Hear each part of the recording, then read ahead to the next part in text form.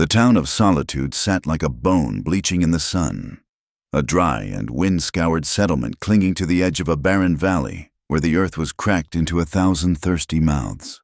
To the west, distant red hills rose up like the jagged spine of some buried beast, and thin, stunted mesquite trees offered the only shade, their shadows narrow and miserly against the baking dirt.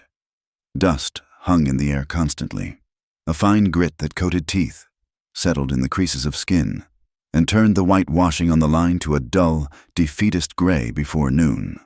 The wells were running low, the water tasting of copper and mud, and every life in Solitude hung on the fragile health of the cattle herds and the persistent, desperate rumors that the railroad might finally lay steel this far south. Ilara Vance knew the taste of that dust better than she knew the taste of fresh milk. She was 22 years old, with hands roughened by lye soap and a back already prone to aching before the sun went down. She worked in the kitchen of the town's only boarding house, scrubbing grease from cast-iron skillets and peeling sacks of withered potatoes while the heat from the wood stove turned the small room into an oven. She had grown up in the shadow of a father, Thomas Vance, who had surrendered to the bottle years ago, shortly after Ilara's mother had coughed her life away during a hard winter. Thomas was a man hollowed out by bitterness, sitting on the porch of their leaning shack, staring at the horizon as if waiting for a fortune that was 3 decades late. Ilara was not a daughter to him. She was a mechanism of survival, a pair of hands to earn coin for his whiskey, a presence to mend his shirts and endure his silences. She was used to hunger, the kind that sat like a cold stone in the belly, and she was used to the way men in Solitude spoke about her. They did not speak of her beauty, though she had a fierce, sharp-featured, arresting quality to her face. They spoke of her utility. They assessed her hips and her arms as if she were a broodmare or a plow mule to be traded for a few head of cattle or a sack of grain. It was a Tuesday when the shadow of Silas Thorne fell across the threshold of the Vance shack.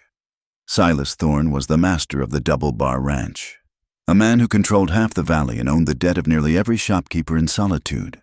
He was 50 years old, widowed twice, with a face like tanned leather and eyes as hard and flat as river stones. He did not sweat, even in the midday heat, and he walked with the heavy, claiming step of a man who believed the earth existed solely to support his boots. Ilara was mending a tear in her father's coat when Thorne walked in, followed closely by Reverend Pike, a thin, nervous man who preached damnation with a trembling finger and sweat staining his collar.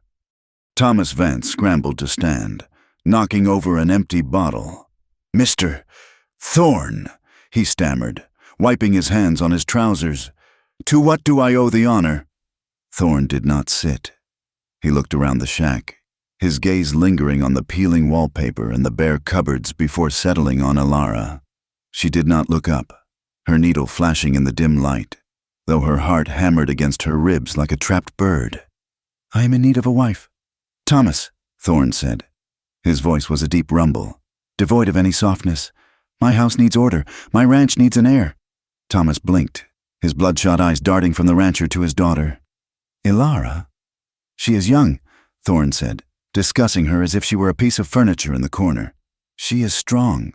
I have watched her work at the boarding house. She keeps her head down. She is not flighty like the others." Ilara's hand froze. The needle pricked her finger, a tiny bead of bright red blood welling up. But she did not flinch. She kept her eyes on the gray wool of the coat. Reverend Pike stepped forward, wringing his hands. "It is a blessing, Brother Vance, a true blessing. Mr. Thorne is a pillar of this community. He offers security. He offers a home of standing." Thomas looked at the rancher, and Ilara could see the calculation behind his eyes. He saw endless bottles of rye. He saw a winter with wood in the stove. He saw a debt wiped clean. "I reckon she is a hard worker," Thomas said, his voice thickening with a pathetic attempt at bargaining. "She has kept this house since her mother passed. I will provide for you." "Thomas," Thorne cut in, his tone final. "You will have a credit at the general store, $20 a month, and a roof fixed before the rains come." "Done," Thomas breathed, exhaling the word like a prayer. Alara set the coat down. She stood up, smoothing her apron. The silence in the room stretched tight as a bowstring.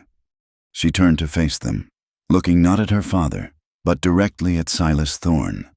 "I am not for sale," she said.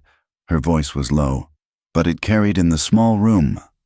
Thomas gasped, his face draining of color. Thorne's eyes narrowed slightly, the only sign of his surprise. "Alara," Reverend Pike warned, stepping closer. "You forget your place. Honor your father." "I honor my father by keeping him fed and clothed," Alara said, her voice shaking with a sudden, terrifying rage. "But I will not be traded like a sack of feed. I do not love you, Mr. Thorne. I do not even know you. Love is a luxury for children and fools," Thorne said coldly. "I offer you a life where you will never hunger. I offer you silk instead of rags. You will be Mrs. Silas Thorne. That is enough for any woman in this territory. It is not enough for me," Alara said. Thomas lunged forward, grabbing her arm with a grip that bruised. "You ungrateful girl. You will do as you are told. Do you think I want to die in this shack? Do you think I want to starve? I would rather starve alone than share a bed with a man who thinks he owns me," Alara hissed, pulling her arm free. Thorne watched the struggle with a look of mild distaste, as if watching a dog snap at a fly. "She needs time to understand her good fortune." "Thomas," he said, "bring her around. The wedding will be in 2 weeks. I do not like to wait." He turned and walked out into the blinding sunlight, the Reverend trailing behind him like a shadow. Thomas Vance turned to his daughter, his hand raised to strike, but something in her eyes, a cold, frantic wildness, made him lower it. He spat on the floor instead and reached for the bottle that wasn't there. For the next week, the pressure mounted like the heat before a storm. Thorne did not come to the boarding house, but he made his presence felt. A package arrived for Alara, a dress of blue silk, fine and expensive, the color of a sky she had never seen. It lay on her narrow cot like a threat. Along with it came baskets of food for her father, smoked ham, tins of peaches, fresh coffee. Thomas ate like a king, wiping grease from his chin and telling Alara she was a fool to hold out. The town, small and bored, fed on the news. In the general store, women fell silent when Alara entered, their eyes sliding over her worn gray dress, too proud for her own good. She heard Mrs. Miller whisper loudly near the pickle barrel, "Thinks she is royalty, turning down the richest man in the valley? She will regret it," another voice muttered. "A woman alone out here is nothing but prey. She ought to be on her knees thanking God that Silas Thorne looked her way. Men were cruder." As she walked past the saloon, the doors swung open and the smell of stale beer and tobacco drifted out. "You best take him up on it, girl," one shouted. "Else you will end up an old maid scrubbing floors until your knuckles bleed." Alara walked with her head high, staring straight ahead, but inside, she was crumbling. She dreamed of leaving. She had heard stories of the Oregon Territory, of green valleys and rivers that ran all year long. She had saved $4.30 in a tin under the floorboards, not enough to buy a horse, barely enough for a train ticket to the next junction, let alone freedom. She was trapped by poverty, by her gender, by the endless miles of dust that surrounded solitude. One afternoon, as she was buying thread, old Mrs. Gable, a widow who lived on the edge of town and kept chickens, sidled up to her. The woman pressed a small, warm loaf of bread into Alara's hand, hidden beneath a fold of fabric. "Be careful." "Child, Mrs." Gable whispered, her eyes watery and kind. "Silas Thorne is a man who breaks what he cannot ride. He does not take no for an answer. Why does no one stand up to him?" Alara whispered back, clutching the bread. "Mrs." Gable looked toward the door, fear etched in the deep lines of her face. "Because we all eat from his hand, Alara, and we are all afraid of the dark." Sunday arrived, heavy and suffocating. The church bell tolled, a flat, iron sound that echoed off the hills. Alara sat in the back pew, her father beside her, smelling of peppermint and rot-gut whiskey. Silas Thorne sat in the front row, his back stiff and broad in a black suit. Reverend Pike's sermon was pointed. He spoke of the virtue of submission. He spoke of Eve's sin and the duty of women to serve as the bedrock of the home, obedient to the guidance of fathers and husbands. He spoke of rebellion as a poison that rotted the soul. Every word felt like a stone thrown directly at Alara. When the service ended, the congregation spilled out onto the wooden steps and into the dusty street. Thorne was waiting at the bottom of the stairs. He did not ask. He assumed. He held out a hand, expecting her to take it. A public display of the contract sealed. Thomas nudged her hard in the ribs. "Go on," he hissed. Alara looked at Thorne's hand. It was large, clean, and terrifying. She looked at the crowd, the faces of neighbors, customers she served coffee to, women she had known all her life. They were watching, waiting for her to submit, waiting for order to be restored. Alara took a breath. The air tasted of sulfur and dry earth. "No," she said. The word was not shouted, but in the hush of the crowd, it rang out like a gunshot. Thorne's hand did not drop, but his face darkened, a flush of red creeping up his neck. "What did you say?" "I said no," Alara repeated, her voice trembling but gaining strength. "I will not marry you. Silas Thorne. I will not be bought for $20 a month and a fixed roof. I belong to myself." A collective gasp went through the crowd. Thomas Vance looked as if he might faint. Thorne slowly lowered his hand. He stepped closer to her, invading her space, looming over her so that only she could hear his next words. "You think you have a choice," he said softly. "You have nothing. You are nothing without me." "I would rather be nothing than yours," she replied. Thorne turned to the crowd. He looked at the Reverend, then at the town council members who stood nearby, men who owed him money, men who feared his influence. "She is sick," Thorne announced, his voice booming. "She is possessed by a spirit of rebellion. She dishonors her father. She dishonors this church. If we allow this defied authority to stand, what example does it set for your wives, for your daughters? Reverend Pike, sensing the shift in power, step forward. It is true. Disobedience is a cancer. It must be cut out. Punish her," Thorne said. "Not for me, but for the moral standing of this town. She must learn humility." The madness of it struck Alara. They were discussing her punishment right there in the sunlight, as if she were a wayward dog.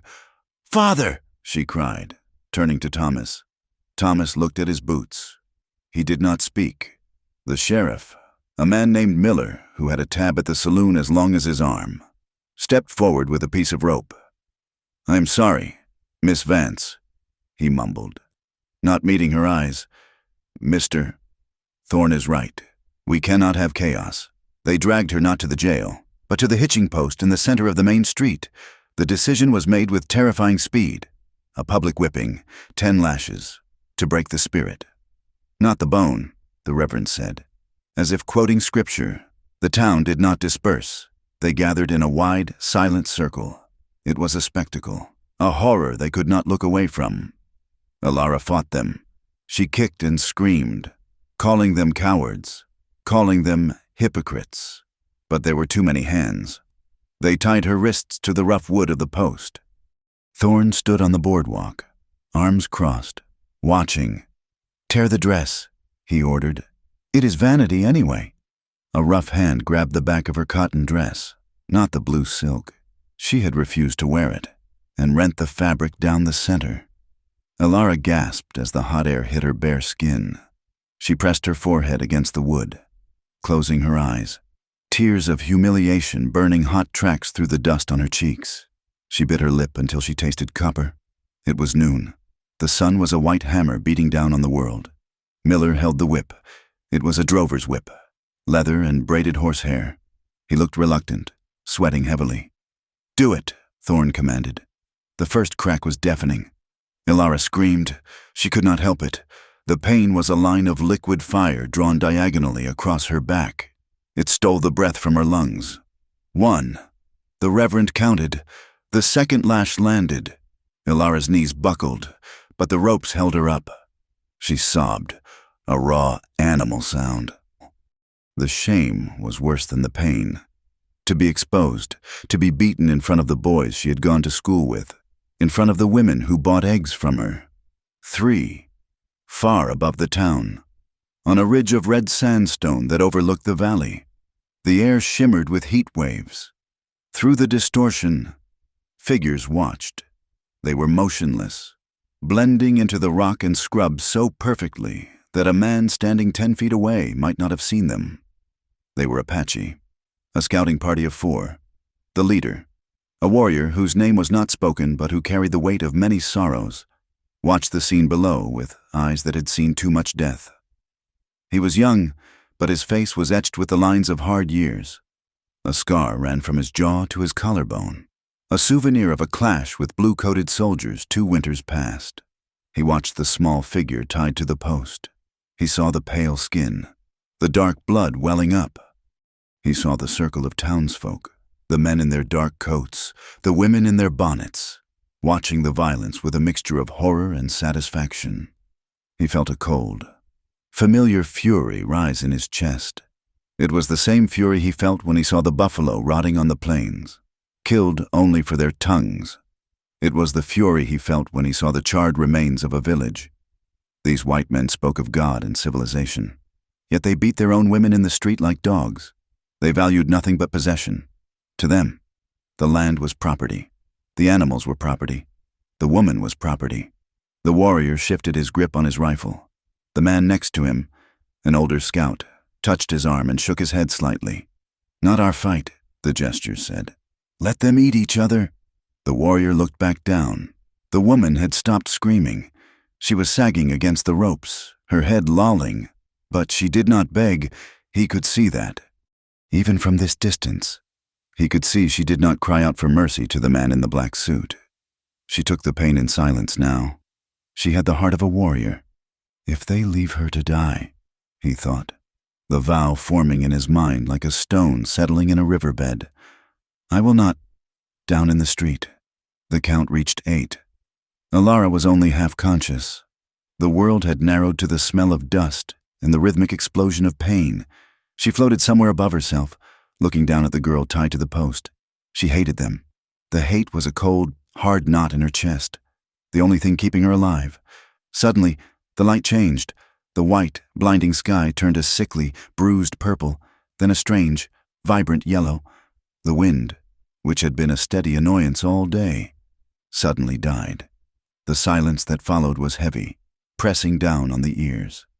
Then, the roar began. It sounded like a freight train, a low, grinding rumble coming from the west. "Dust storm!" Someone screamed. The wall of earth was visible now, towering 1,000 feet high, a rolling monster of red sand and debris swallowing the valley. It moved with terrifying speed. Panic broke the town's trance. Mothers grabbed children. Men ran for their horses. Doors slammed shut and shutters were banged closed. Reverend Pike dropped his Bible. Miller dropped the whip, looking at the approaching wall of darkness with terror. "Get inside," Thorne shouted, shielding his eyes. "Leave her. We will finish this when it passes." They scattered like ants. In seconds, the street was empty, save for the woman tied to the post. The wind hit solitude with the force of a physical blow. Sand screamed against wood and glass. Visibility dropped to 0. The world became a screaming vortex of stinging grit and howling noise. Alara hung in the darkness, the sand scouring her open wounds. She thought this was death. She welcomed it. But then, a shape materialized out of the brown chaos. It was not a townsman. The figure moved differently, fluid, low to the ground. A hand, rough but surprisingly gentle, gripped her shoulder. A knife flashed, not to hurt, but to sever. The ropes fell away. Alara crumbled, but she did not hit the ground. Strong arms caught her. She was lifted, effortlessly, as if she weighed no more than a child. She felt the scratch of wool, a blanket being thrown over her, covering her shame, shielding her stinging back from the sand. She was hoisted up, her body draped over the withers of a horse. The animal smelled of sweat and sage. The warrior swung up behind her. He said nothing. He did not shout over the wind. He simply turned the horse toward the only place the white men would not follow, even in clear weather. He rode into the teeth of the storm, toward the hills, carrying the woman who had refused to break, and solitude disappeared behind them, swallowed by the earth and the wind. Consciousness returned to Alara not as a light, but as a dull, red throb that pulsed in time with the beating of her heart. She was floating in fire. That was her first thought. The world was dark, smelling of stale smoke and cured leather, and her back was a landscape of agony.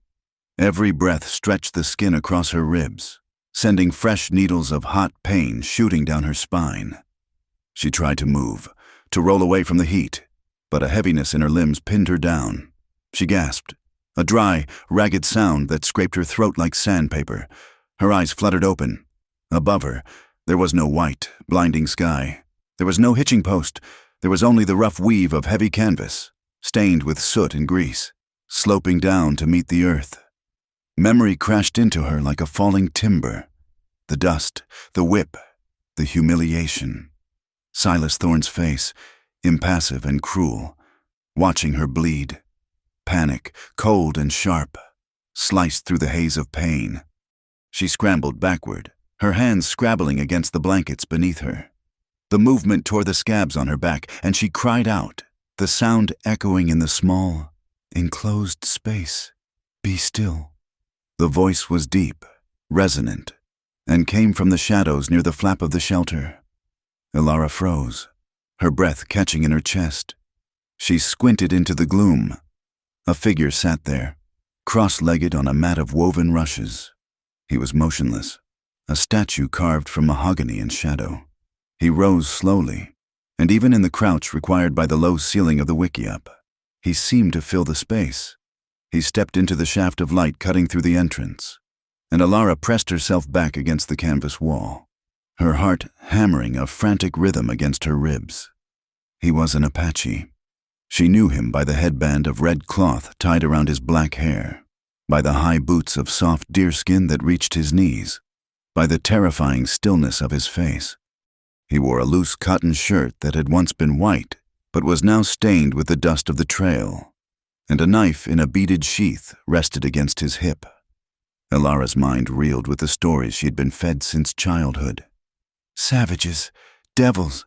They take women and scalp them. They burn what they do not steal. Please, she whispered, the word barely a ghost of sound. The warrior looked at her.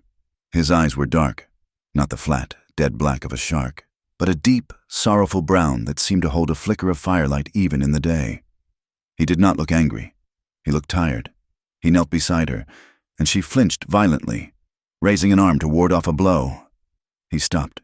He held his hands out, palms up. They were large hands, calloused and scarred, but they were empty. No hurt, he said.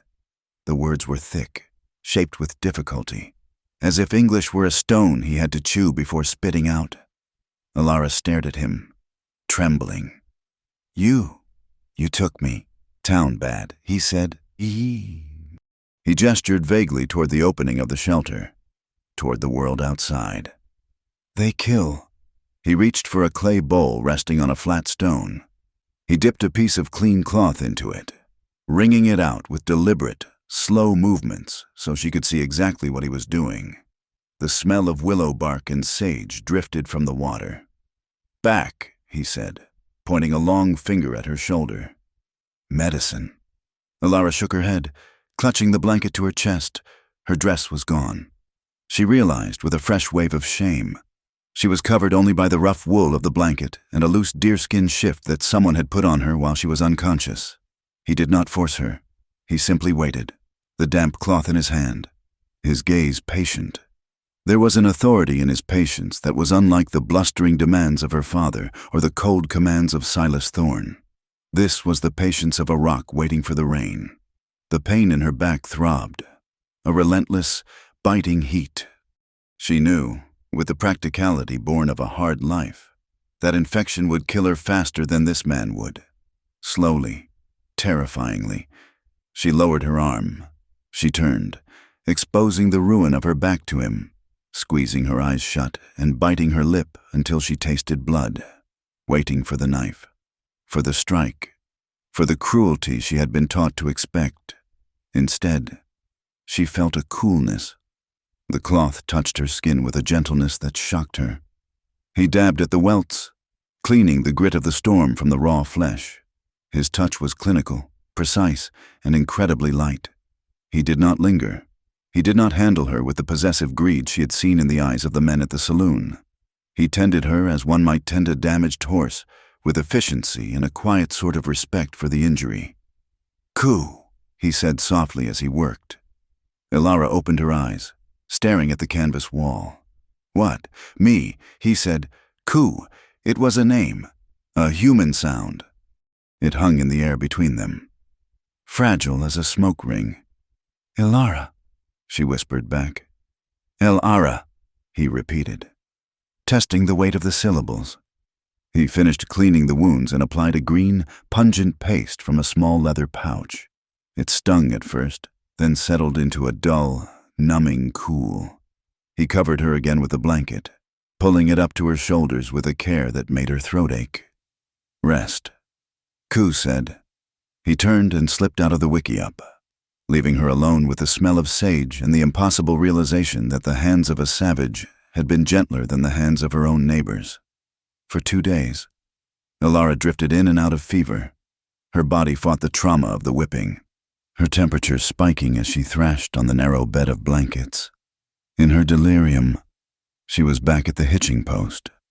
She heard the crack of the whip, but when she looked up, it was not the sheriff holding it. It was her father. Then it was the Reverend. Then it was Silas Thorne, his face twisting into a demonic mask. "You belong to us," the voices chanted. "Property! Property!" She woke screaming, her voice cracking on the dry air.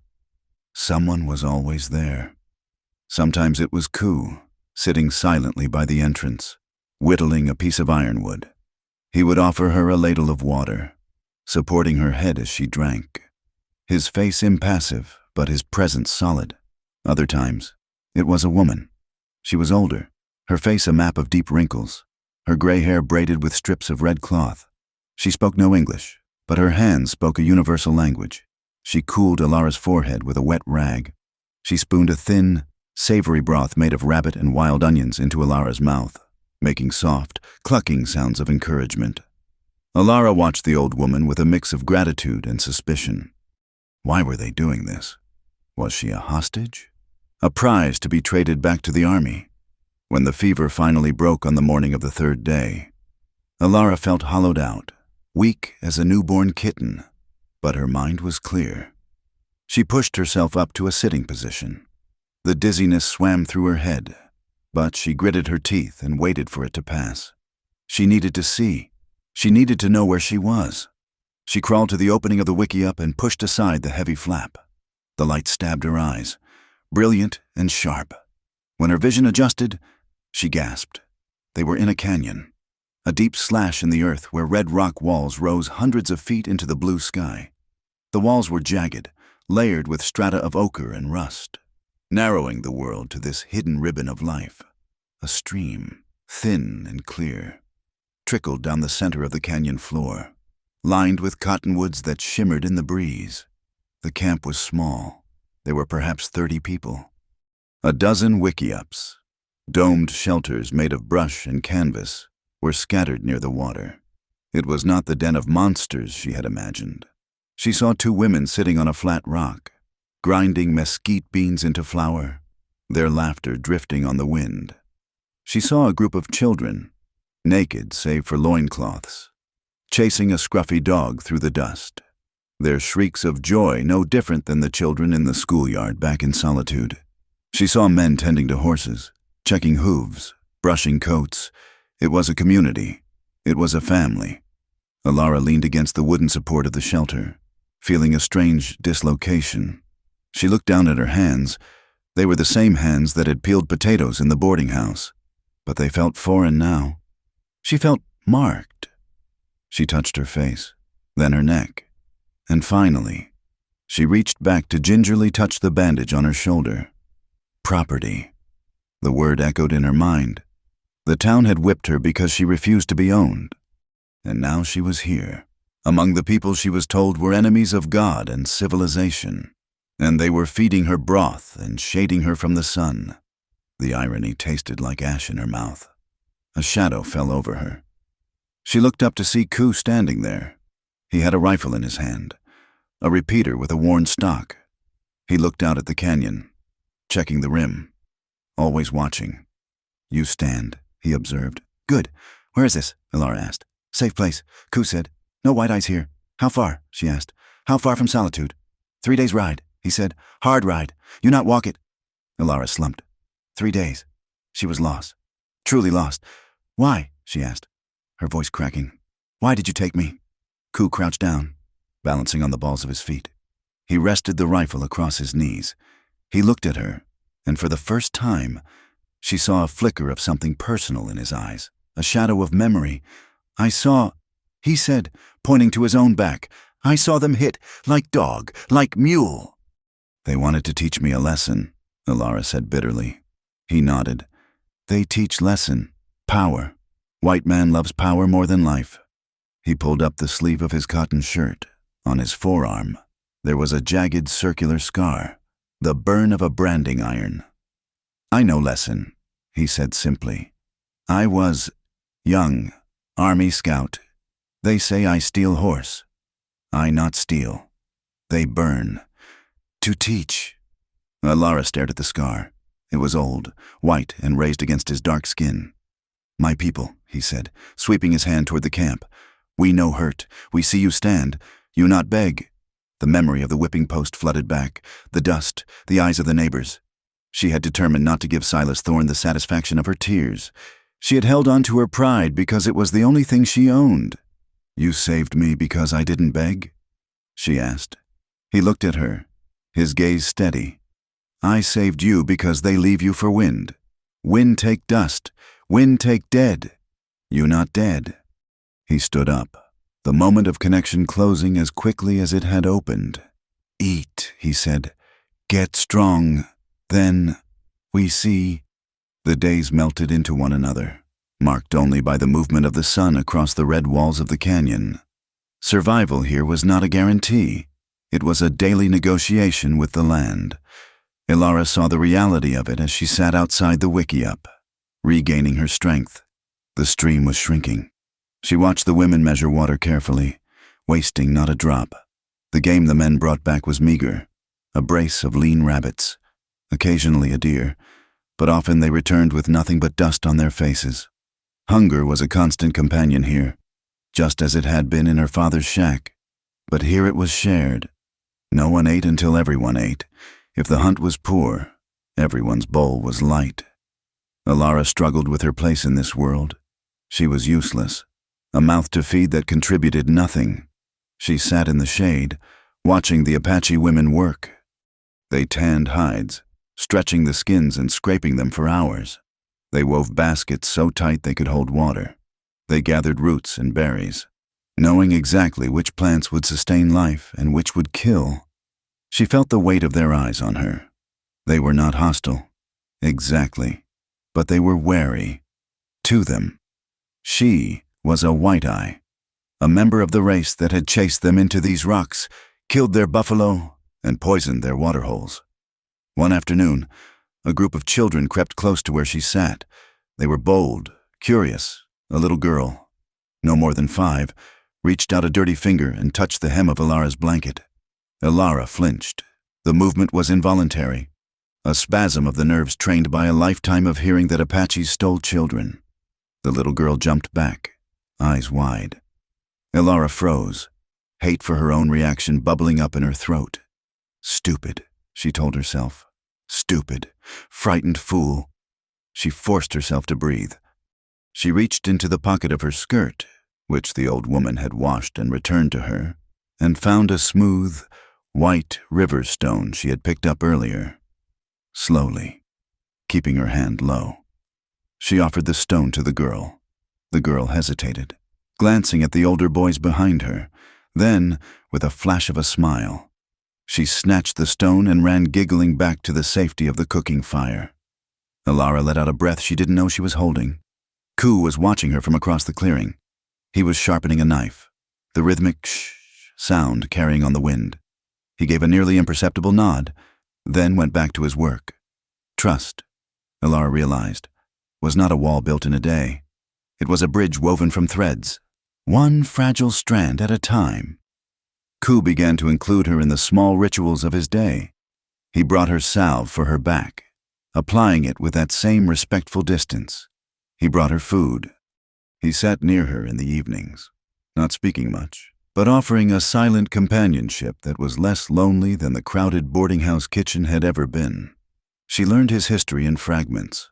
He told her of his wife, who had died of a fever 3 winters ago. He told her of his brother, killed by a militia raid near the border. He spoke of these things without tears, but with a heaviness that bowed his shoulders. "Grief is a heavy pack," he said one evening as the fire turned to embers. We walk. I carry mine too," Alara said softly. "My mother, and the father I lost before he actually died."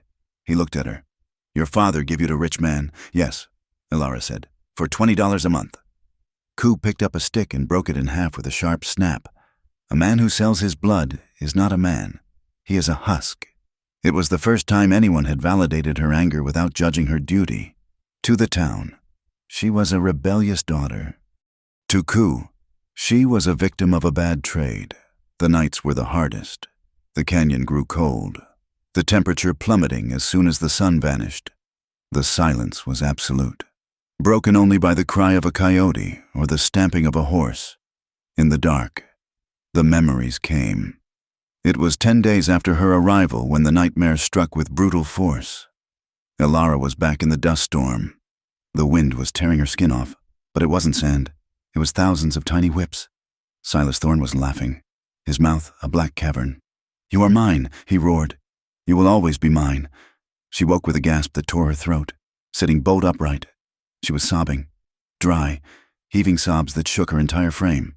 A shadow moved instantly at the entrance. "Alara!" Ku was there. He did not rush in. He stopped at the edge of the mat, giving her space. I can't," she stammered, wrapping her arms around herself, rocking back and forth. The darkness felt like it was crushing her. Ku moved closer. He sat on his heels beside her. "Dream?" he asked. "He is here," she whispered, squeezing her eyes shut. "I can feel him. He is going to come for me." "No," Ku said firmly. "He is not here. You are in the Stone Canyon. You are with the people." He reached out. He did not grab her. He laid his hand, palm open, on the blanket between them. An offering? Alara looked at the hand. It was scarred. It was dark. It was the hand of a killer, a warrior, a stranger. But it was steady. She reached out. Her pale, trembling fingers brushed his palm.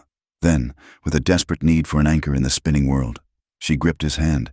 His fingers closed around hers. His grip was warm and dry. He did not stroke her hand. He simply held it, a solid weight, a promise of presence. They sat like that for a long time, the white woman and the Apache warrior, holding hands in the dark while the embers of the fire died down. The panic slowly receded, replaced by a strange, aching awareness. She could feel the pulse in his wrist. She could smell the wood smoke in his shirt. For the first time in her life, a man was touching her not to take, not to hit, but to hold. "Thank you," she whispered.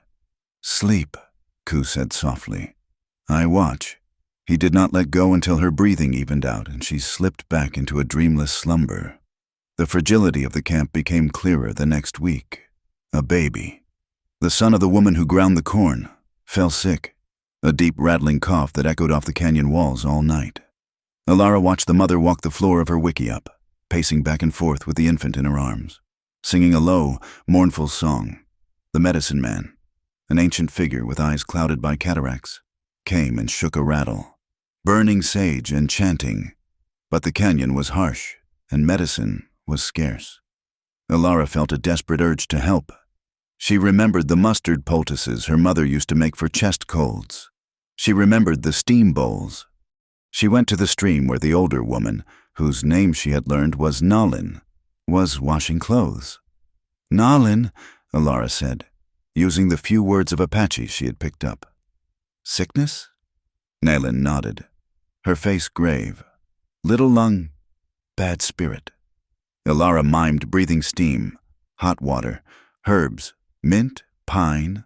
Nayland looked at her, confused. Alara knelt in the dirt. She drew a pot. She drew steam rising. She pointed to the pine trees further up the slope. Medicine? Alara asked. White way? Nayland hesitated.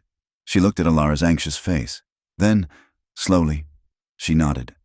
They worked together. They boiled water in a cast-iron pot. Alara found pine needles and crushed them, throwing them into the water until the steam was thick and resinous. They built a small tent of blankets over the mother and the baby, trapping the steam. Alara sat outside the tent for hours, listening to the baby breathe. By morning, the rattling had loosened. The baby slept quietly. The mother emerged, exhausted, sweat-streaked. She looked at Alara. She did not smile, but she reached out and touched Alara's arm. Thank you, she said in broken English. Alara felt a warmth spread through her chest that had nothing to do with the sun. She was useful.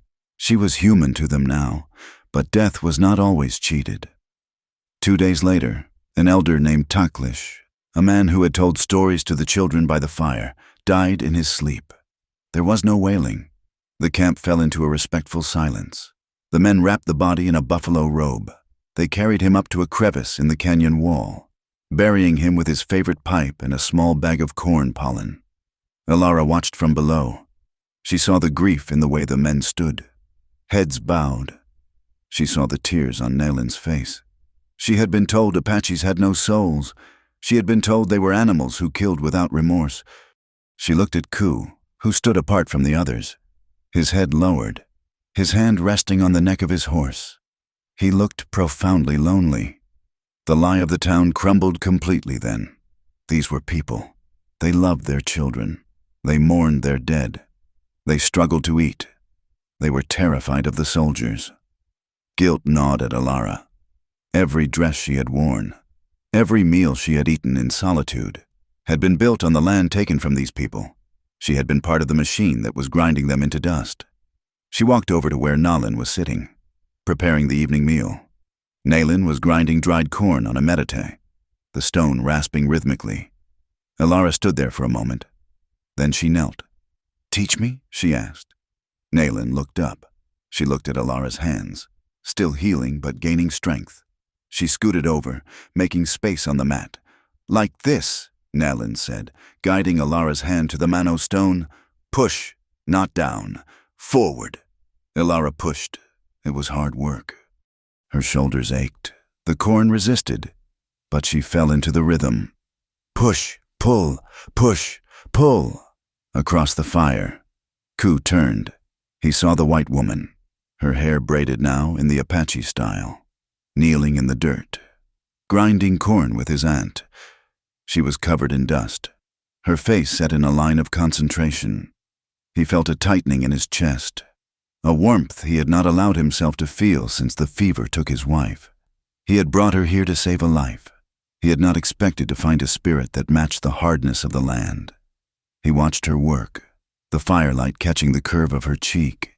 He felt a fierce, sudden desire to protect her, not just from the town, but from the harshness of this life.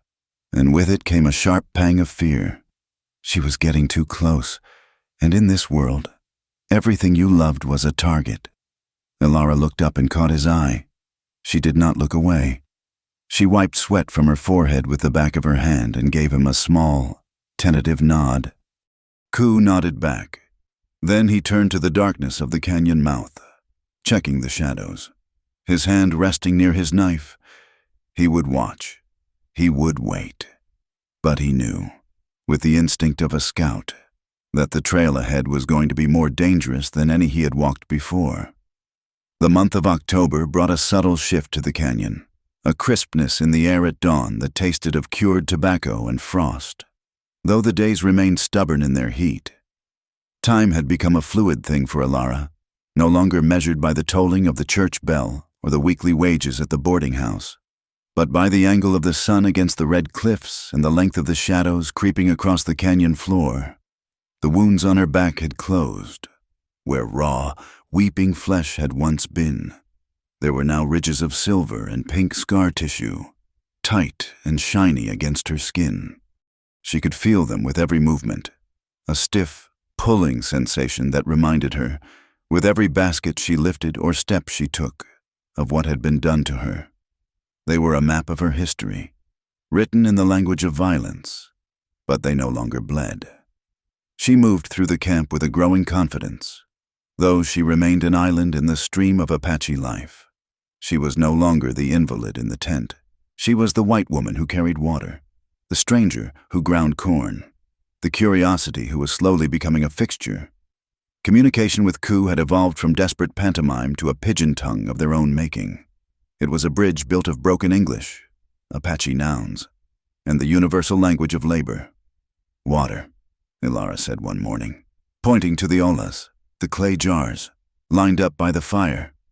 Two, Ku corrected, his voice low. Two, Ilara repeated, testing the sharp sound on her tongue. He nodded, a faint crinkle appearing at the corner of his eyes. They worked together often now. Trust had grown in the silence of shared tasks. One afternoon, while they were repairing a corral fence made of twisted mesquite branches, Ilara tried to ask him about the horses. She wanted to know the word for the spirited paint mare he rode. She pointed to the horse and made a galloping motion with her hand, then stumbled over the Apache word she had heard the other men use, Gowan.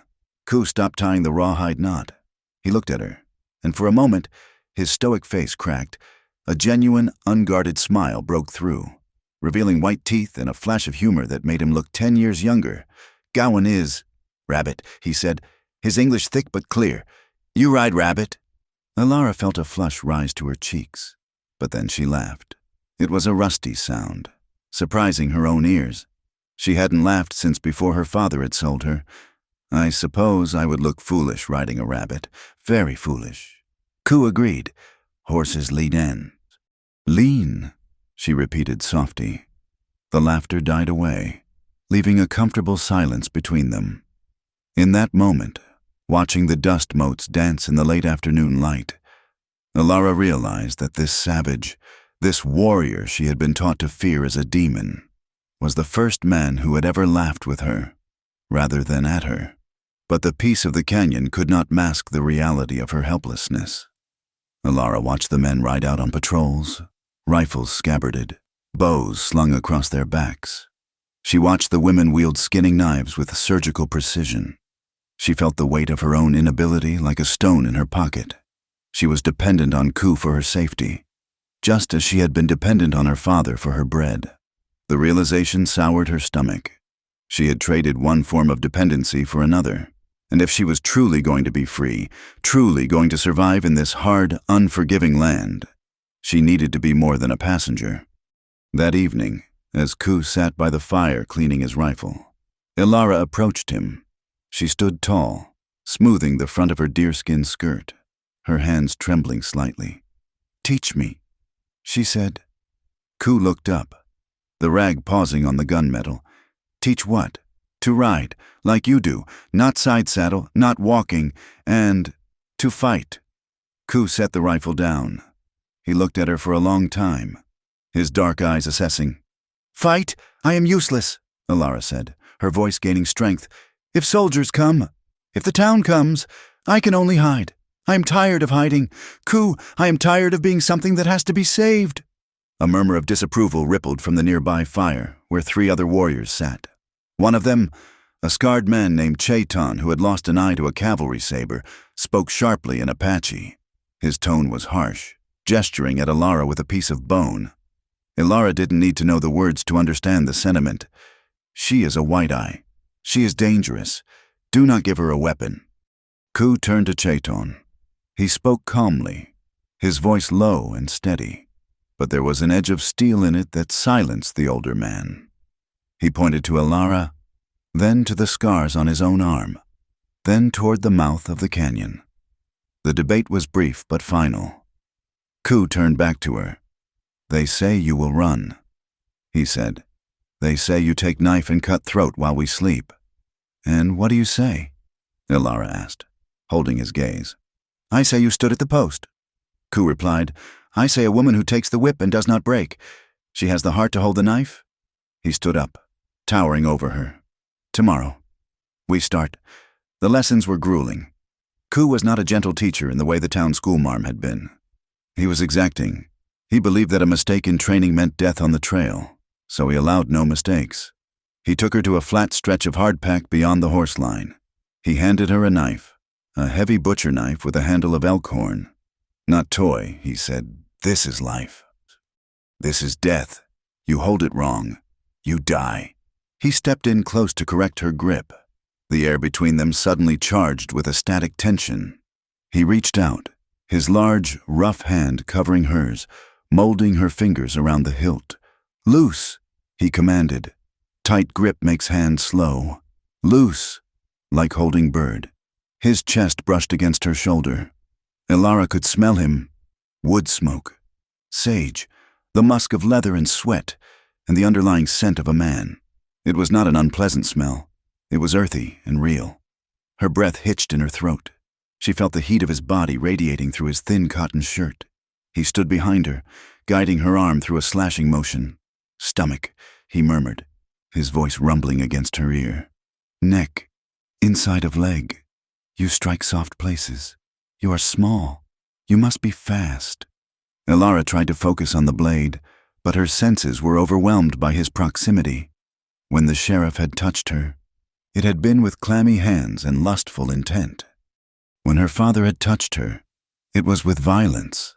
But this was utility mixed with a terrifying intimacy. His hand on hers was steadying, grounding. He stepped back, and the absence of his heat left her feeling strangely cold. Again, he ordered, later. He put her on a horse. Not the gentle mare she had ridden into camp, but a gelding with a rolling eye and a nervous temperament. There was no saddle, only a blanket and a surcingle. Legs, Ku shouted as the horse danced sideways. Use legs. You are part of the horse, not sack of flour. The horse bucked. A short, sharp kick. Ilara slid dangerously to the side, panic flaring. Ku was there in an instant. He didn't stop the horse. He caught her by the waist, his arm a band of iron, shoving her back into the center of balance. Grip, he roared. With knees. She gripped. Her thighs burned. Her hands were tangled in the mane, but she stayed on. When she finally slid down, shaking with exhaustion, Ku nodded. Better, he said. Not good, but better. He handed her a water skin. Their fingers brushed as she took it. Ilara looked up at him, sweating, her hair escaping her braid, dust coating her face. She saw him looking at her, really looking at her, not as a project, but as a woman. His gaze lingered on her mouth for a fraction of a second too long before he turned away to check the horse's girth. The pull was there. It was undeniable, a gravity that terrified her. He was Apache, she was white. The world outside this canyon would kill them both for the thought of it. But here, in the dust and the heat, the laws of solitude felt very far away. But the world outside did not stay outside. 2 weeks later, a trader arrived at the camp. He was a Comanchero, a man of mixed blood who moved between the tribes and the settlements, trading whiskey for hides and information for gold. He sat by the fire with the elders, smoking a long pipe. Ilara, grinding corn nearby, saw him glance at her repeatedly. His eyes were dark and calculating. After he left, the mood in the camp shifted. It became tighter, darker. Ku came to her that evening. He did not sit. He stood by the entrance of her wickiup, his face grim. News from town, he said. Ilara's heart stopped. What news? The rancher, Thorn. He spat the name like a curse. He talks to army. He talks to other towns. He says we steal you. Ilara felt the blood drain from her face.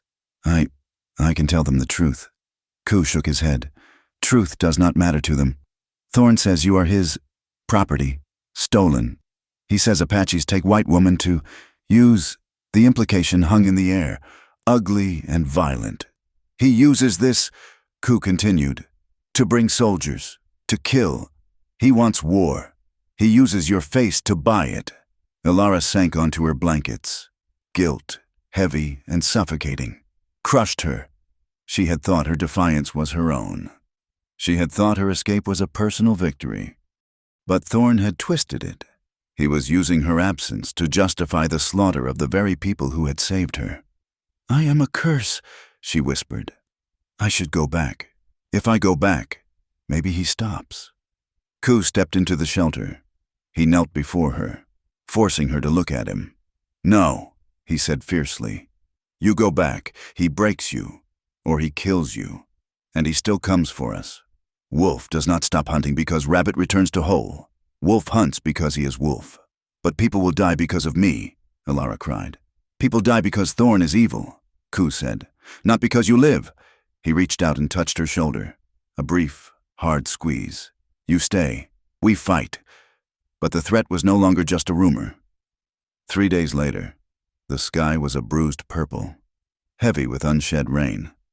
Ilara and Ku, along with 2 other women, Nalin and a younger girl named Ehawi, had ventured further from the camp than usual to gather firewood. The ironwood near the canyon mouth had been picked clean, so they moved up a ridge toward a cluster of twisted cedars. The women worked in silence, binding faggots of wood with rawhide strips. Ku stood guard on a rise, his eyes scanning the valley floor below. Ilara was struggling with a heavy branch, her knife sawing at a stubborn knot. The physical exertion felt good. It kept her mind off the guilt that gnawed at her gut. Suddenly, the sound of hoofbeats thundered over the ridge. Before Ku could signal, 4 riders crested the hill. They were not soldiers in blue coats. They were rough men, wearing duster coats and wide-brimmed hats, their horses blowing hard. Ilara froze. She recognized one of them. It was a man named Stokes, a hired hand for the Double Bar Ranch. A man known for beating his horses and cheating at cards. The riders pulled up short, startled to find the Apache party. Hands flew to pistol grips. "Well, look at this," Stokes said, a slow, predatory grin spreading across his face. The other men laughed, a nervous, jagged sound. Ku was moving before the words were out. He slid down the scree, placing himself between the women and the riders. His rifle was leveled at Stokes's chest. "Go," Ku said. His voice was not loud, but it carried the weight of a rock slide. Stokes ignored him. He was looking at Ilara. "Miss Vance," he drawled. "We heard you was dead. Or worse, looks like the boss was right, stolen by savages." "I was not stolen," Ilara said, her voice shaking but loud. "I left." Stokes spat a stream of tobacco juice onto the rocks. "That ain't what it looks like. Darlin', looks like you've been living in the dirt. Looks like you gone native." He urged his horse forward a step. "You come on with us, girl, mister. Thorn has a reward out, and I reckon he'll want to see what condition his merchandise is in." One of the other men, a bearded drifter, leered. "Though after a month with a buck, I don't know if any decent man would want her. She's soiled goods now, ain't she? Lying with savages." The third man spat. "It is a sin against nature." The shame burned Ilara, hot and agonizing. They looked at her as if she were filth, as if she were a contagion. "Step back," Ku warned. The hammer of his rifle clicked back, a sharp, distinct sound in the tense air. Stokes looked at Ku, sneering. "You gonna shoot, boy? There's 4 of us." Ku did not blink. 4 bullets, 4 men. The air crackled with violence. Ilara saw Stokes' hand twitch near his holster. She saw the hate in his eyes, not just for Ku, but for her, for crossing the line, for surviving. "I'm not going with you," Ilara screamed. She grabbed the knife she had been using for wood. She held it up, the blade catching the dull light. "If you touch me, I will kill you." Stokes blinked, surprised by her ferocity. He looked at the knife, then at Ku's unwavering aim. He looked at the other 2 Apache women, who had silently drawn their own skinning knives. This wasn't the easy snatch and grab he had expected. He scoffed, pulling his horse back. "You're a traitor. Ilara Vance, a whore for redskins. You tell yourself whatever you want, but we're coming back. And we're bringing the army. He turned his horse, driving spurs into its flanks. We'll burn this whole nest of rats out, he yelled over his shoulder. And we'll drag you back by your hair. The riders wheeled around and galloped off, disappearing over the ridge in a cloud of dust. Alara stood trembling, the knife still clutched in her white-knuckled grip. Her chest heaved. The words hung in the air like smoke. Whore, traitor, soiled. Ku lowered his rifle slowly. He turned to her. His face was a mask of controlled rage. But when he looked at her, the rage softened into concern. Alara dropped the knife. She wrapped her arms around herself, feeling suddenly small and exposed. They see me as dirt, she whispered. Ku stepped closer. He reached out, hesitating for a second, then placed his hands on her shoulders. The heat of his palms seeped through her dress. They are blind, he said fiercely. They see only what they own. I see you. He leaned down, forcing her to meet his eyes. You are not dirt. Alara, you are iron. You are fire. Do not listen to the words of weak men. The ride back to camp was silent and tense. Every shadow looked like an ambush. Alara sat behind Ku on his horse, her arms wrapped around his waist, pressing her face against his back.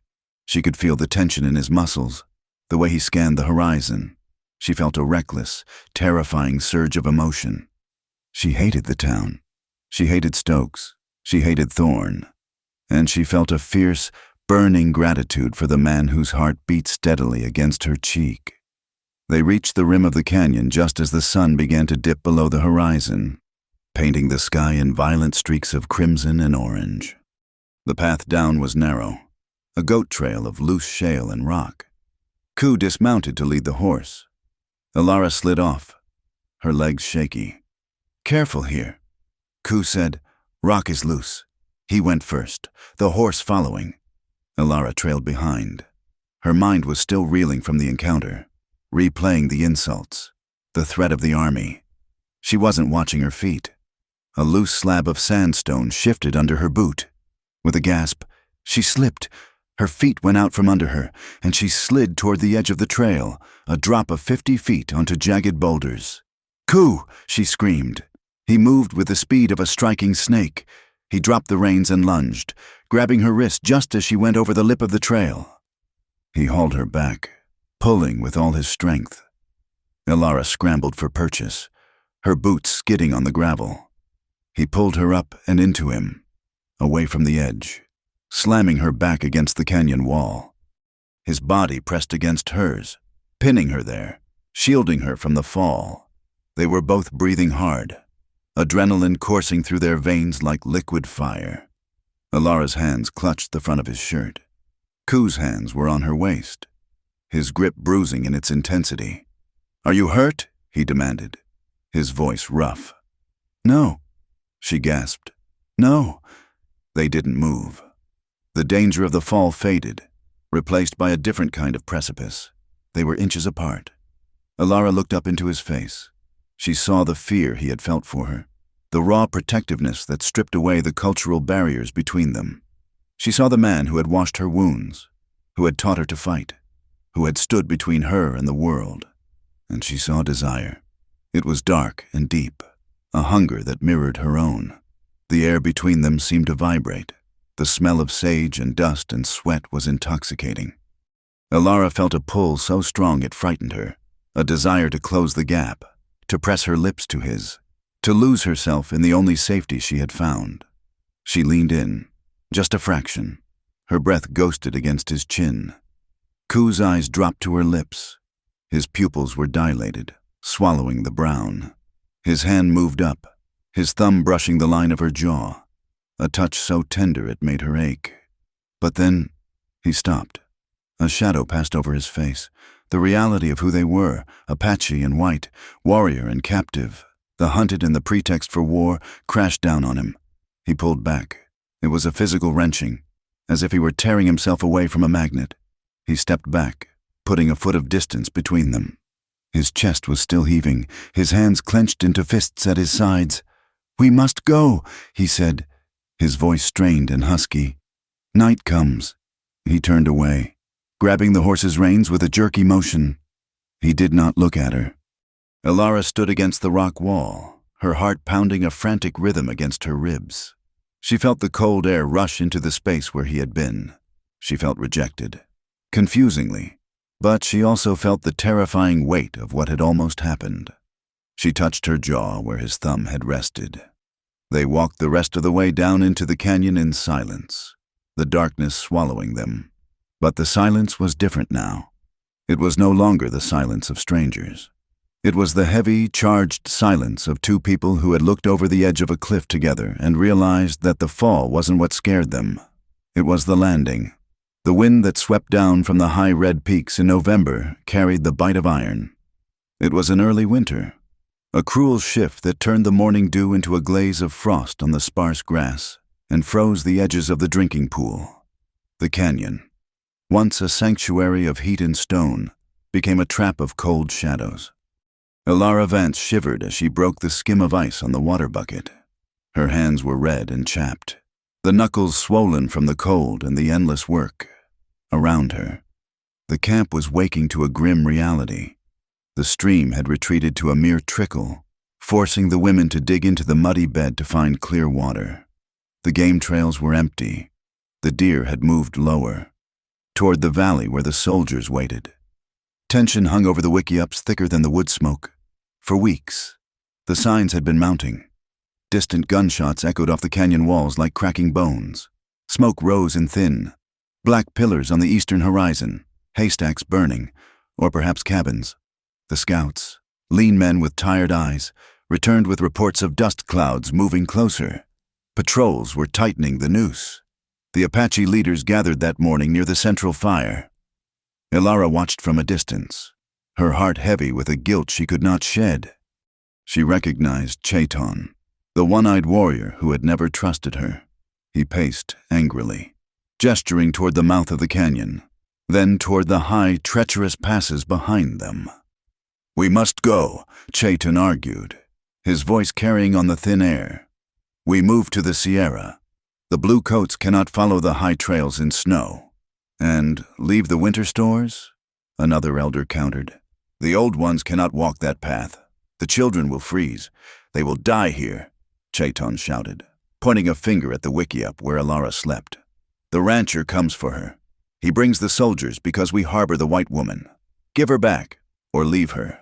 We must save the people." Ku stood silent in the midst of the argument, his arms crossed over his chest. When he finally spoke, his voice was low, cutting through the shouting like a blade. "Thorn does not come for her," Ku said. "He comes for the land. He uses her name as a flag. If we give her back, he will say we broke her. He will say we are savages who must be wiped out. He will not stop." Elara turned away, sickened. She walked to where the horses were tethered, leaning her forehead against the rough flank of the paint mare. She was a poison here, a lightning rod drawing fire down upon families who had shown her the only kindness she had known in years.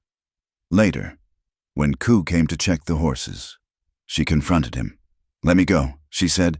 Her voice was steady, though her hands trembled. Ku did not look at her at first. He checked the mare's hooves, lifting the leg with practiced ease. "Go where?" he asked. "Back," Elara said, "to solitude. If I walk into town, if I tell them I escaped, the soldiers will have no reason to be here. Thorn loses his excuse." Ku dropped the horse's hoof and straightened. He looked at her, his dark eyes hard. "You think Thorn lets you speak?" he asked. "You think he lets you stand in church and tell truth?" "I have to try," Elara insisted. "He kills you," Ku said flatly. "Or he locks you in cellar until you have no mind left. And then he comes here anyway. He has tasted blood. Elara, he wants this valley. You are just the key to the door." He stepped closer, invading her space in a way that no longer frightened her, but made her breath catch. "You are safer here," he said. "With hunger, with cold. You are safer with Apache than with your own kind." The truth of his words silenced her. She knew, deep down, that returning to Silas Thorn would be a death of the soul, if not the body. But staying meant watching these people bleed for her, The hardship of the land pressed down on them. The frost killed the last of the squash vines Nayland had tended so carefully. The meat racks were empty. Hunger became a dull, constant ache in the belly, a companion that walked with them from dawn until dusk. Ilara and Ku shared the burden. They hauled wood from the high ridges, trudging side by side through the biting wind, their breath pluming in white clouds. They took turns breaking the ice at the watering holes. They sat by the same small fire in the evenings, sharing meager portions of parched corn and dried meat. The silence between them changed. It was no longer the silence of wary strangers, nor the silence of teacher and student. It was the companionable silence of two oxen yoked to the same plow. They knew the rhythm of each other's breathing. They knew the way exhaustion slumped the shoulders.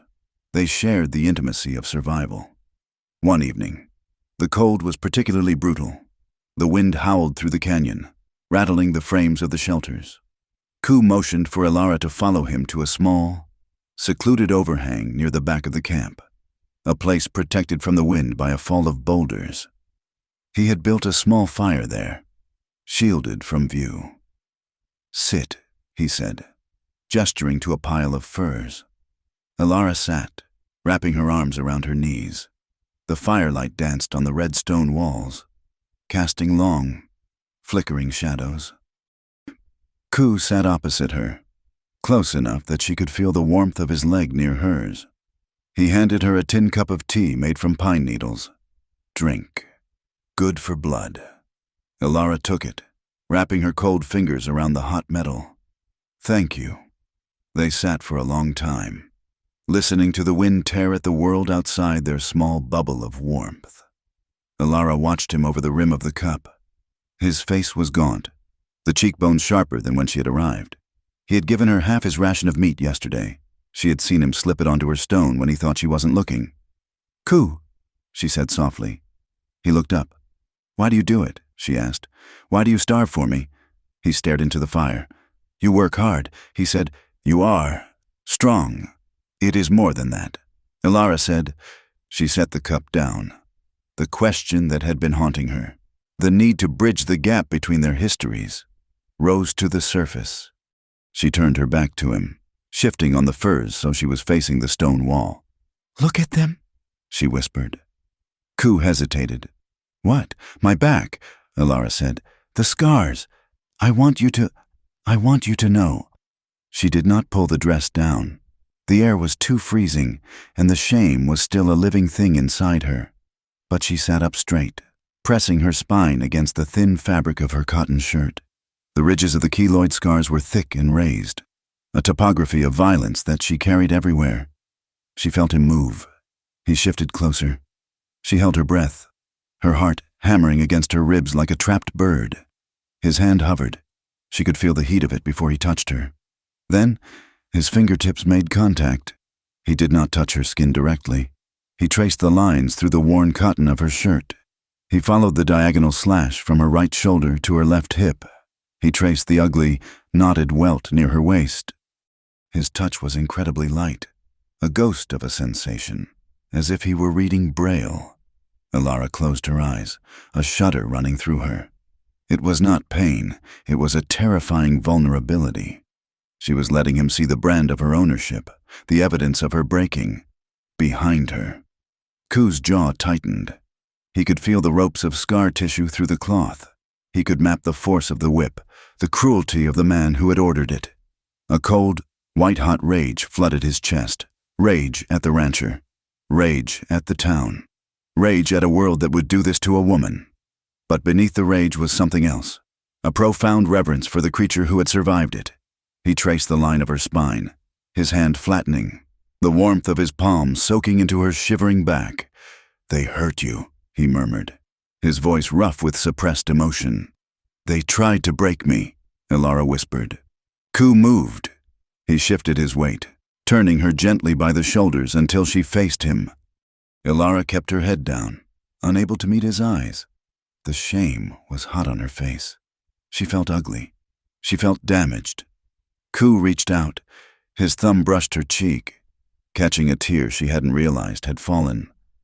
"Look at me," he commanded softly. Alara raised her eyes.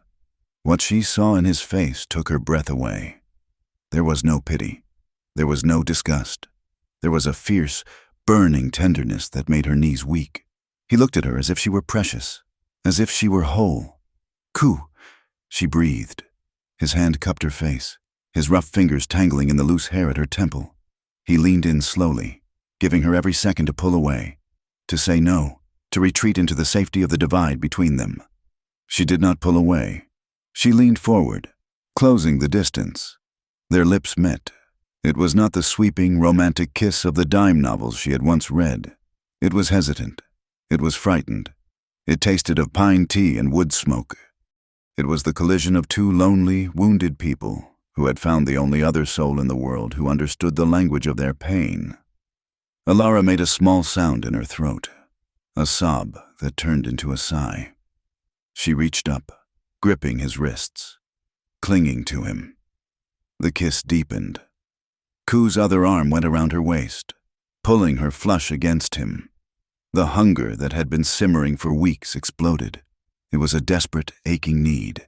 He kissed her as if he were starving and she was bread. She kissed him back with a fierce intensity, pouring all her fear and all her gratitude into the contact. For a moment, the cold did not exist. The hunger did not exist. There was only the heat of his mouth, the strength of his arms, the scratch of his stubble against her chin.